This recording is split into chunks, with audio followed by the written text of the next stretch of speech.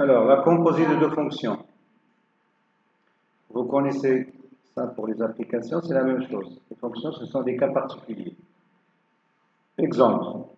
Alors déjà, gérons f. Alors, pour la composée de deux fonctions, il faut qu'il y ait une condition qui doit être vérifiée. Alors, on parle de gérant f. Donc, f définit l'intervalle i à valeur de l'intervalle g vers un intervalle vers r. Là, il y a g. Alors, pour calculer l'image d'un certain x par la composée, il faut la calculer premièrement par rapport à f de x, et puis on calcule l'image de g de x par l'image de f de x par la fonction g. D'accord? Mais est-ce qu'on a toujours f de x inclus dans g? Donc il faut que normalement f de x soit dans l'ensemble de définition de la fonction g. Donc il faut mettre cette condition ici. Donc condition, il faut que soit x appartenant à i, que son image f de x soit dans G. Alors on peut écrire cette condition autrement. C'est f de i est inclus dans G. Donc c'est une condition nécessaire pour que gérant f soit défini.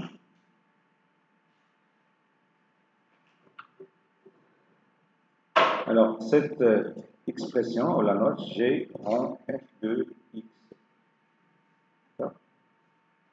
Exemple. On cherche à écrire la fonction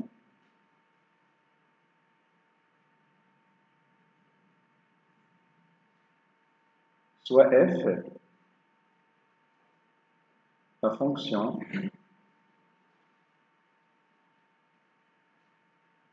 définie par f de x égale 1 sur x carré plus 3. Donc on peut écrire f comme composite de fonctions u et v. Si on pose par exemple, si on pose ci de x égale x plus 3 et v de x égale x carré, alors on a f de x c'est quoi?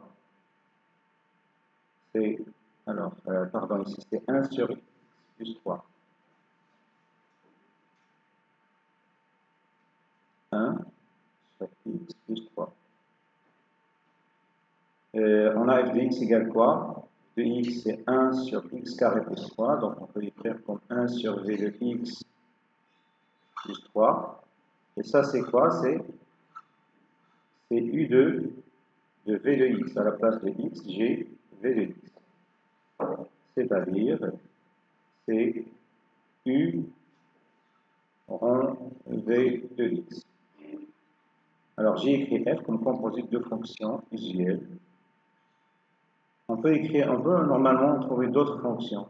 Au lieu de x carré et 1 sur x plus 3, on peut poser par exemple f de x égale x carré plus 3 et i de x égale 1 sur x. Donc les fonctions i ne sont pas uniques.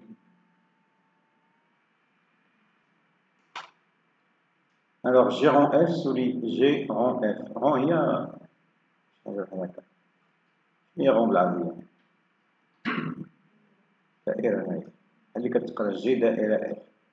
G rend f. La fonction composée de g et f est f rond g. On inverse l'ordre. Alors attention, en général, oui. La composée de f et g. La composée de f et g est notée G rond f. Il est que la composée de g et f noté f rang G. Il nous d'obtenir. En général, G rang f est différent de f rang G. Donc, il est possible de composer plus que de fonctions. Par exemple, la fonction composée de f, g, h, il y a h, g, f. H, g, f. Donc, h, g, f. Il est défini comme ça. Et bien sûr, pour déterminer le domaine de définition d'une fonction f, on utilise la formule suivante. Équivalence suivante, pardon. Alors, je vais donner un exemple tout de suite. Alors, pour déterminer le domaine de définition de G rang f, donc déjà, G rang f de x, l'expression d'IH mégalia, G de f de x. Donc, je vais vous le domaine de définition. Donc, باش يمكن لي نحسب l'image ديال un certain élément x هنايا G rang f, أول حاجة كنحسبو باش f de x خاصو يكون في le domaine de définition de la fonction f. هو ديال الأولى. Donc, x appartient au domaine de définition de la fonction g rang f. Premièrement, x راه r, f là, c'est réel, et le domaine de définition de la fonction f, لأن غنحسبو f ديال الأولى, et après اش غادي ندير؟ غادي نحسب l'image ديال f de x كلها باش la fonction g. Il faut que normalement f de x soit dans le domaine de définition de la fonction g. Donc, et f de x appartient au domaine de définition de la fonction g. واضح. Maintenant, je vais faire l'exemple. Alors, نكمل نيت على هذا. Normalement, ça marche pour. C'est un rappel.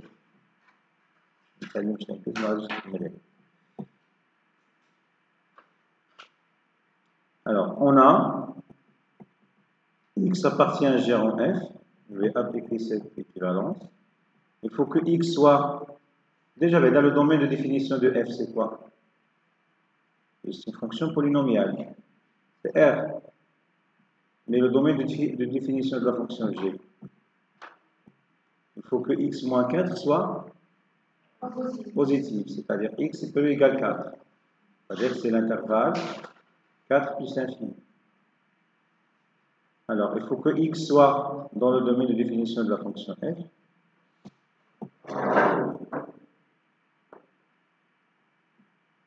Et bien sûr, f de x soit dans le domaine de définition de la fonction g.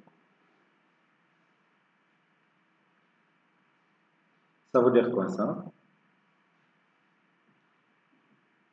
Ça veut dire quoi? X appartient au domaine de définition de f. X appartient à R. F de x appartient à dg, ça veut dire que x peut égal 4. Non? dg, oui, x peut égal 4. Ça va donner quoi? X appartenant à R et 1 demi x à la puissance 3, ça peut égal 4. Ça va donner quoi? X appartenant à R et on va revenir toujours, je vais gagner x à la puissance 3 moins combien? Ça peut égal 0. Moins 8. On va revenir 2, je vais gagner 8. Et voilà. Bien. On a 5000 l'identité remarquable. A à la puissance 3 moins B à la puissance 3 égale combien? 1 moins B facteur 2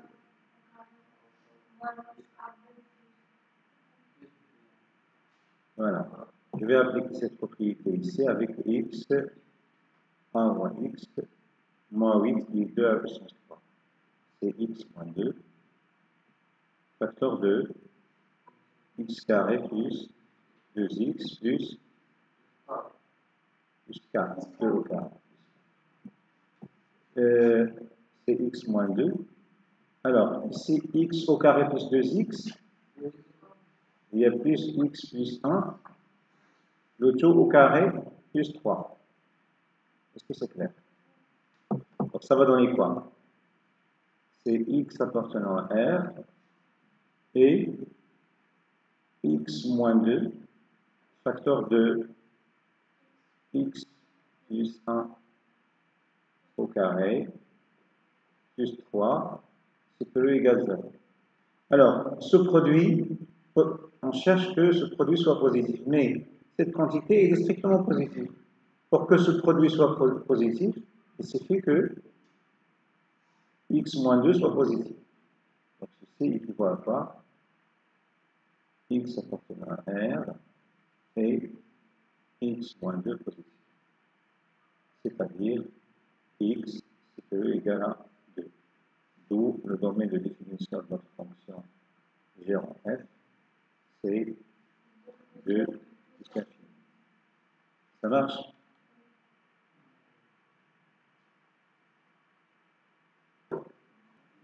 Maintenant, on cherche le domaine de définition de la fonction f rongée. Alors, il faut faire attention. Si on a f de x appartient à R, ça veut dire quoi? F de x appartient à R se traduit par l'équivalence suivante.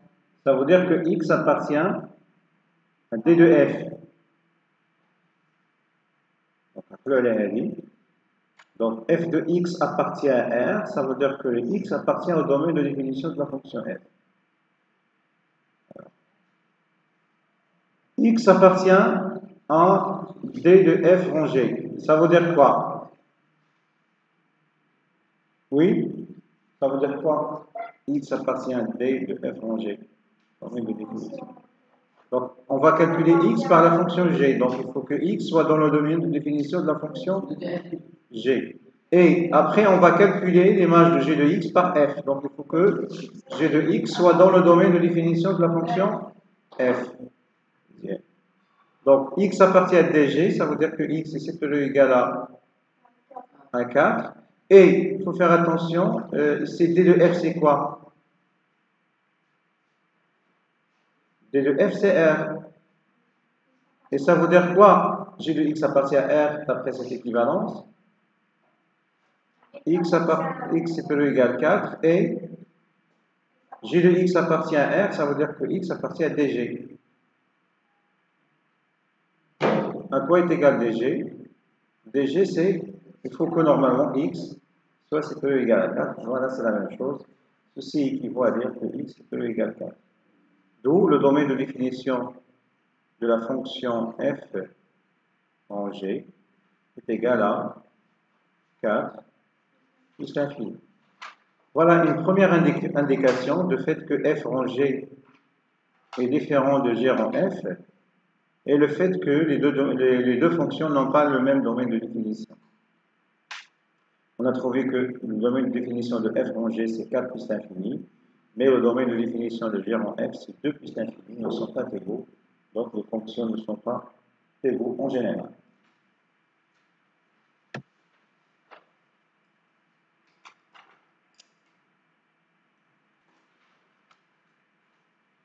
Les fonctions ne sont pas égales, g égaux, ne sont pas égales. Alors, soit f et g, deux fonctions définies respectivement sur i et sur g, c'est-à-dire f définie sur i et g définie sur g.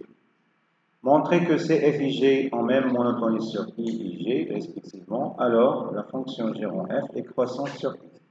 Alors, on va supposer que les deux fonctions f et g sont décroissantes. Supposons que f est décroissante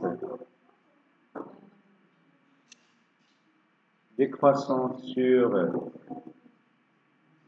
I et G est décroissante aussi sur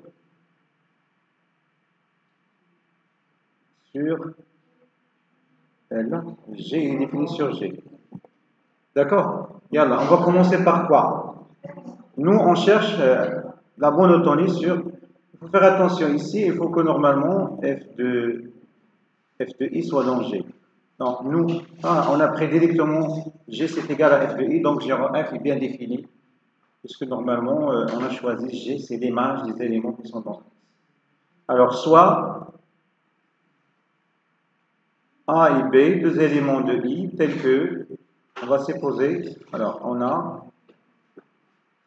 A strictement inférieur à B, implique quoi? F de A. Donc on a dit que juste décroissant, c'est pas strictement. C'est supérieur ou égal. Pourquoi? Car F est décroissante sur l'intervalle des filles A ou B, les I. Décroissante sur I. Maintenant, F de A et F de B sont dans quel intervalle? Sont dans F de I. Puisqu'ils sont normalement les images de A et B qui sont dans I. C'est-à-dire que F de A et F de B sont dans G. Donc, mais la fonction G, elle est décroissante sur G. Donc, G de F de A avec G de F de B. Ici, je vais mettre quoi? Inférieur ou égal? Car G est décroissante sur G. Une fonction décroissante, mais quand on a une inégalité, qui est l'ordre. Donc, je trouve l'inégalité de G, هي هذه. دخلت G على هذه l'inégalité. Donc, هذا كان هكا. Donc, j'ai quoi?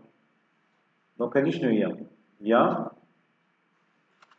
G rond F de A inférieur ou égal à G rond F de B. دابا غتشوفوا نتوما l'ordre ديال ما بين A و B واش تقلب ولا بقى هو. Donc, la fonction G rond F est croissante. Donc,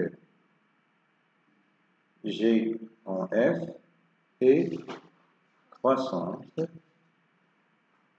sur I. D'accord? Croissante sur I. Si on a, bien sûr, les deux fonctions sont croissantes, ça veut dire que l'ordre reste le même jusqu'à la fin. D'accord? Et après, c'est la fonction croissante. Ça marche?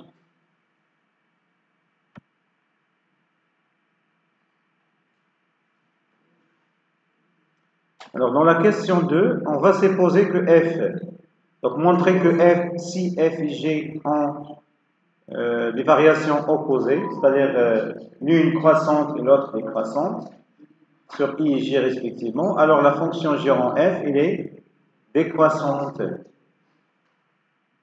Alors, on va prendre par exemple que F est décroissante sur I et G est décroissante.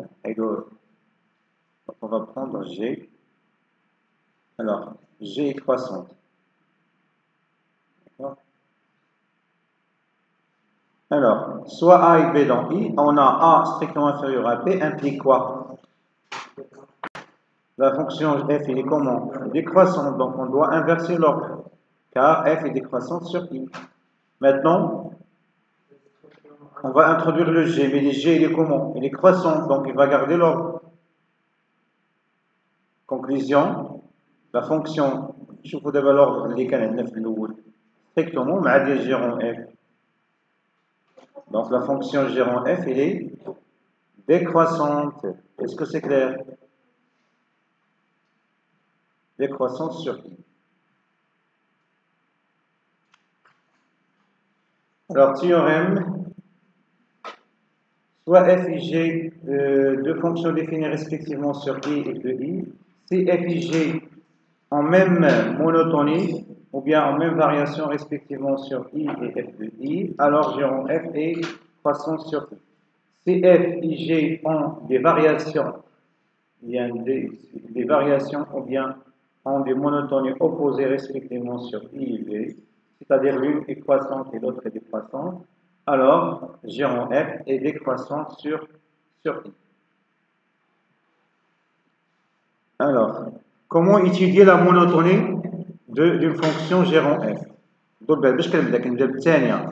Il faut voir la monotonie de F. On a F et comment? Croissante, la décroissante sur I. Je vois sur l'intervalle I, il y a un s'il vous plaît. Et après, je nous dire, comme l'image de l'intervalle I par la fonction f. كنلقاه مثلا G. اشنو كندير كنجي نشوف la monotonie de la fonction G sur G. كنقول on a اش قلنا كنشوفوا G على G. ياك نبداو ناخذوا مثلا بحال مثلا دابا الانترفال اللي عاطينا الاول هما كيعطونا الانترفال I. عاطينا من موان لانفيني حتى موان 10. كنخدموا بعدا على الانترفال هو الاول. حنا بغينا نشوفوا لا مونوتوني ديال G en f. Monotonie de G en f sur quel intervalle? Sur moins l'infini, moins 10. Alors, on a, on a كنبدا باش الثانيه باف. الا كانت اف اون جي غنبدا بجي. on a f كيفاش دايره sur l'intervalle i يعني sur هذا ها هي f. هذا الطابلو de variation de moins l'infini jusqu'à moins 10 est croissante. Voilà. Et croissante sur l'intervalle moins l'infini, moins 10. Comme f de moins l'infini, moins 10, il faut calculer l'image de cet intervalle. Je nous donne la valeur minimale, valeur maximale, mais ici j'ai moins l'infini. 0, ce n'est pas une valeur minimale. On crée l'intervalle ouvert.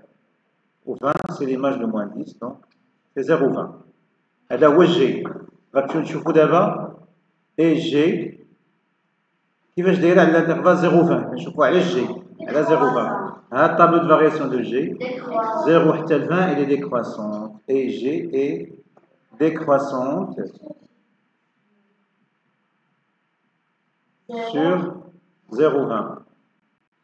Donc, conclusion, G en f est un décroissant. Donc, monotonie contraire. Donc, G en f est décroissante. Et il a qu'à dire décroissance moins, croissance plus. Moins fois plus ça donne moins. Donc, décroissance sur l'intervalle. Voilà, sur I, l'ensemble de départ. Sur moins l'infini, moins 10. Alors maintenant, on va voir la monotonie de f sur quel intervalle? Moins 10, moins 10, 0. Alors f, il est comment sur l'intervalle moins 10, 0? F, moins 10, 0, il est décroissante sur moins 10, 0. Et l'image de moins 10, 0, c'est quoi? Moins 10, 0, on va voir valeur minimale, valeur maximale, c'est 0, 20. D'accord? Et la fonction g, il est comment sur l'intervalle 0, 20? Ben, il est là, il est décroissant. Sur 0, 20. Donc, g en f, il est comment? Décroissant, ça donne croissante. Sur, bien sûr, 0,20. Il faut changer ce terme. Oui, c'est bien, moins 10, 0. Toujours l'ensemble de départ. Moins 10, 0.